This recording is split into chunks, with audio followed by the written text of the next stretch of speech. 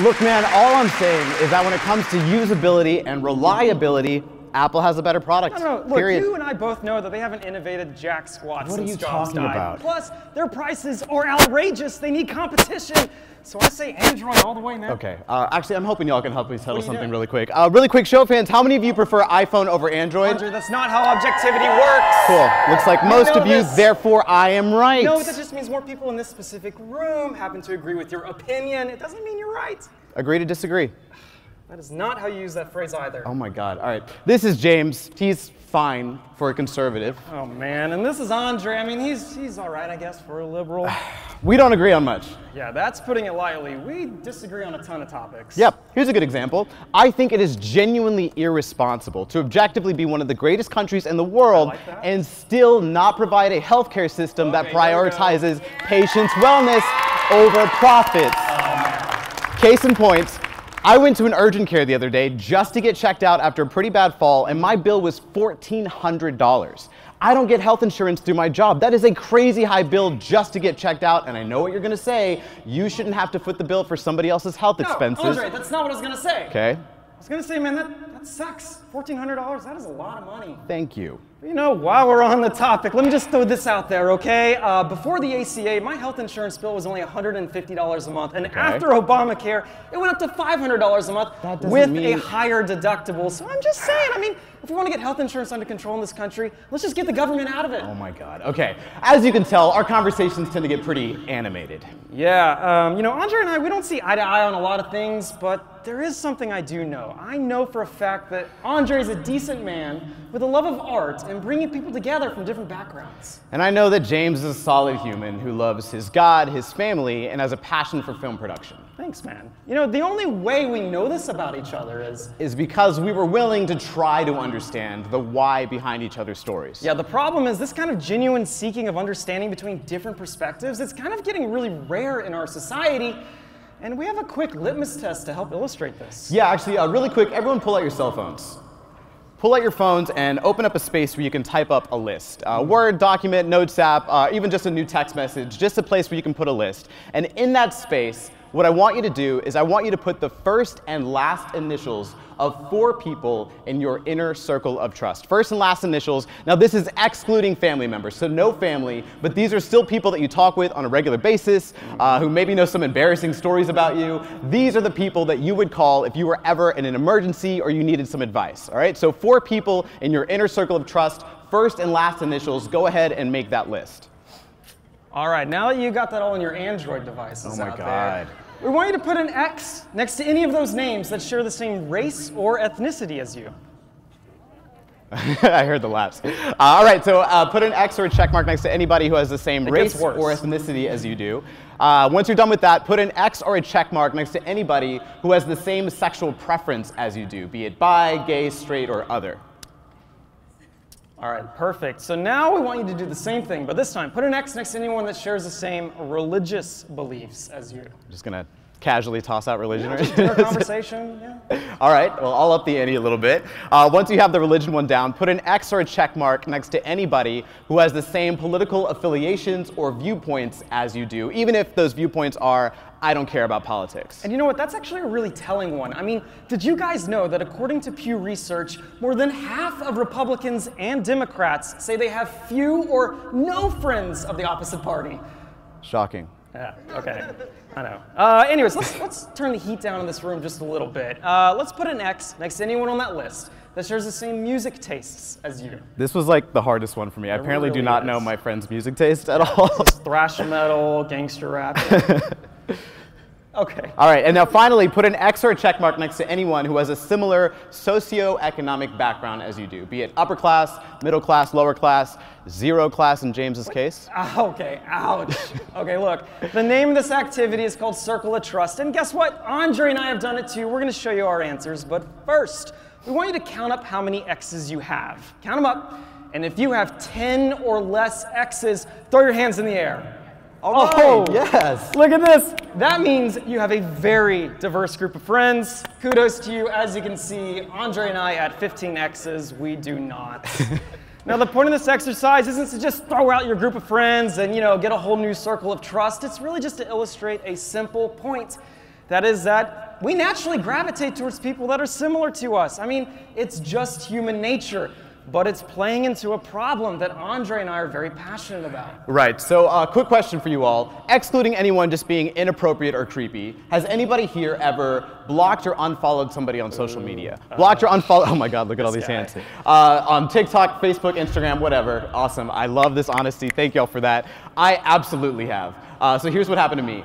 I was a theater major at USC, surprise, thank you. And in that program, I met a girl named Stephanie. Now, Stephanie and I, we really connected because we both have a very sarcastic sense of humor. I was also incredibly attracted to Stephanie, not the point of this story. Anyway, when I graduated from SC, I moved to Austin, and Stephanie and I, we just fell out of touch. It happens.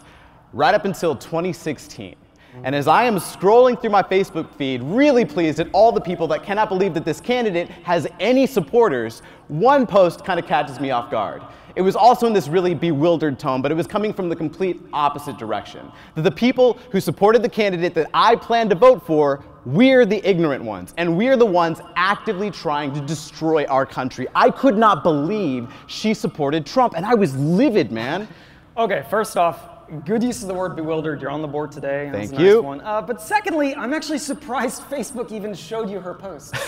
Yeah, I guess they hadn't quite mastered their echo chamber algorithm yet. Yeah, you're talking about the infamous filter bubble? You know it. Okay, has anyone in this room ever heard of a guy named Eli Pariser? No one, that's good. Okay, in 2011, he was an internet activist and he coined the term filter bubble, which is basically a state of intellectual isolation based on the things that you're interacting with online. Dude, you know, James, man, layman's terms, bro. Okay, look, basically, you and I, we can have vastly different experiences online based on what an algorithm filters out for us. Now, it sounds to me that her post slipped through your filter bubble.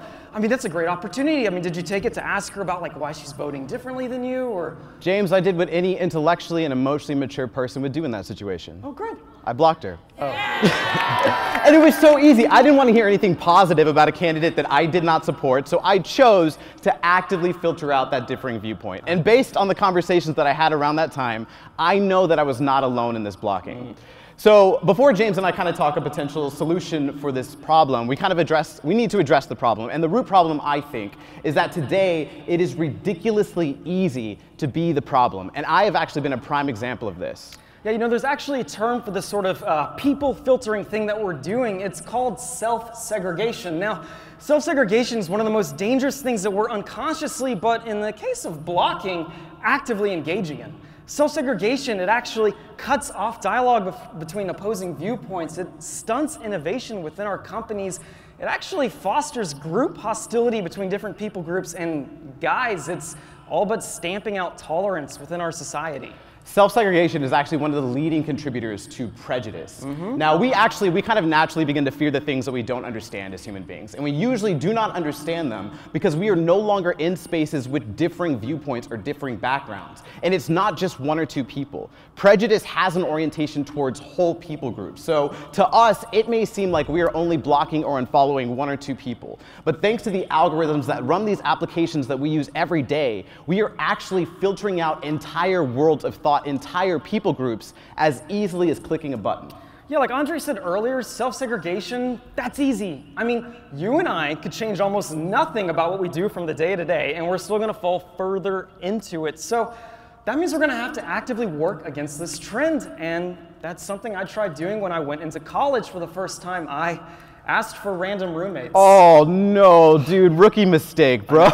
Yeah, it can be uncomfortable, but guys, I wanted to share my beliefs with other people, and I genuinely wanted to hear their beliefs too. So freshman year, first random roommate I got was a guy named Andre. Not this Andre, a much cooler Andre between you and I. Wow, okay. But Andre was also a black American, and although I had lots of black friends and coworkers growing up, I never actually lived with any of them. And you learn a lot about someone when you live with them. So the day that Andre came up to me, looked me in the eyes, and asked to borrow some skin lotion, I looked at him like he was playing a prank on me. But eventually I saw the sincerity in his eyes, and that got me asking some questions about skin lotion. Yeah, fun fact about James, he still doesn't carry lotion. I learned this the hard way. All right, Andre, look, as a white guy growing up in a white household, the topic of dry skin on men never really came up. And I know, guys, this is an almost inconsequential anecdote, but it just goes to show that being in community with someone that doesn't look like me can help expand my worldview. Yeah, and help your hygiene. Jeez. Andre, I'll buy some skin lotion. Dude, I'm just doing you a favor. Now you won't look 62 when you're 40.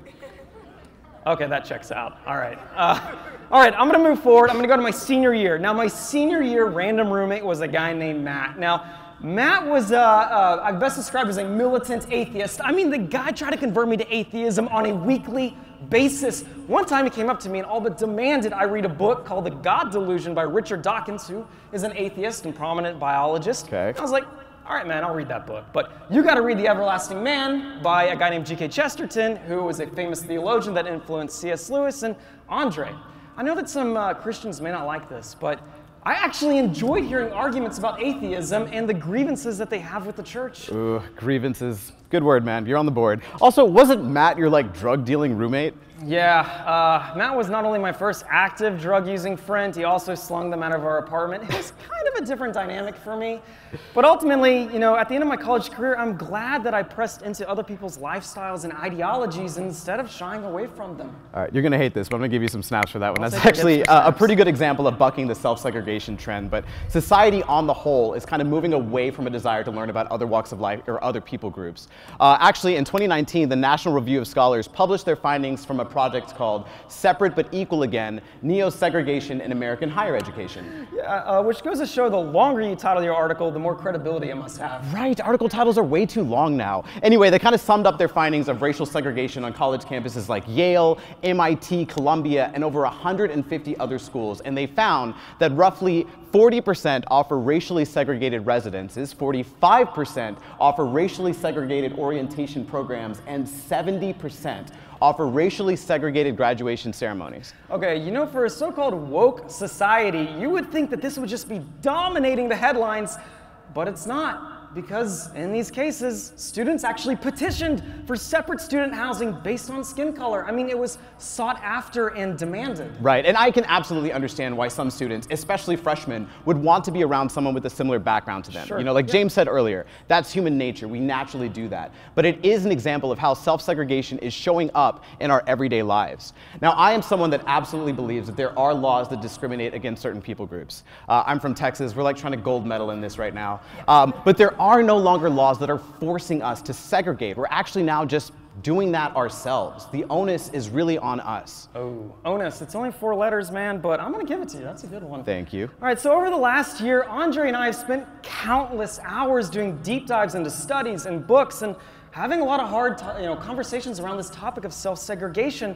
And from that, we developed our show titled Blocked, where we not only illustrate the pitfalls and dangers of self-segregation, we actually get to model live what it looks like to disagree with someone ideologically and still respect their humanity. Exactly. We designed our program to be authentic, to be real. James and I dive in pretty deep into some self-segregation missteps that we've both made, like my own prejudice against all things Republican, right up until I married into a family of Republicans. Or about a time in college after a really bad breakup, I became so sexist I actually tried talking my own brother out of marriage. Fortunately, he didn't listen to me, and I ended up with a super solid sister-in-law. You were so lucky for that, man. So the full name of our show is Blocked: How Not to Hate the People You Disagree With and Maybe Even Be Friends. Yeah, notice how long our title is? It's like super credible. The credibility of our talk may be like one of the few things that James and I actually agree on. That and the friction between differing viewpoints is actually what helps us to innovate, to mature as individuals, and to better understand our world and its incredibly diverse people. Yeah, our talk, it's a dialogue, not a diatribe, where you get 2 different perspectives from 2 different backgrounds on one stage. You get entertaining conversations that elicit self-reflection, and you get practical, actionable ways to help combat self-segregation on your campuses. I mean, Andre and I are trying to do something crazy here. We're trying to inspire audiences to unblock our world. NACA Hartford, we are Block Talk. Thank you all so much for letting us hang out with you all. Come check us out at the Brave Enough booth. I'm hungry. Let's just... Yeah, I mean, what are you going to do this time? I don't know, man. McDonald's, Chinese sounds Popeyes. pretty good to me. Oh, Actually, yeah. I won the word contest. Okay, look, you only won by 1 word more than me. I don't know if that actually counts. It's like 2 winning is winning. Dominic Toretto taught me that. Okay, good point.